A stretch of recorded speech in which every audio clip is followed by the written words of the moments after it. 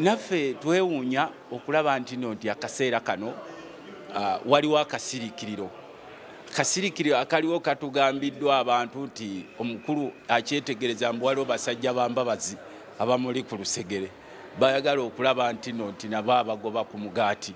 Naye kati ffe kye tumutunuuliddeko kubanga constitution emugamba nti tulina okugenda okusoma budget ng'ebifo ebyo birondeddwamu abantu.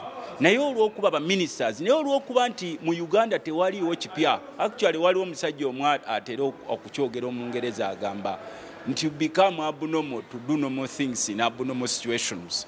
Kyekiseera kye tulimu kati ekiseera kiri abnormal, obulira mu leader of opposition balonda leader of minority ekyo nakyo nekisigaliraawo.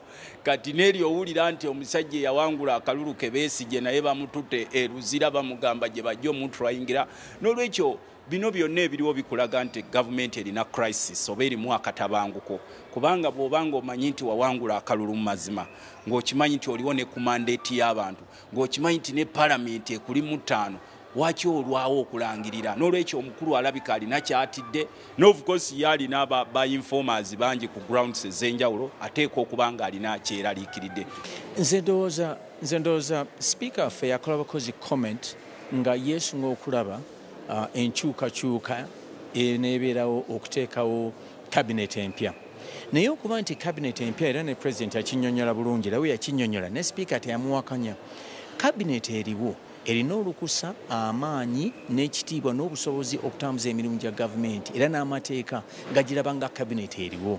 So prime minister oba leader of government business waali era tekigaana mirimu gya gavumenti kutambula, era y'ensonga ki teginalekerawo kutambula. Gijja kutambula, gyasiga nga gitambula kubanga leader of government business prime minister waali, bamemba ba cabinet weebali.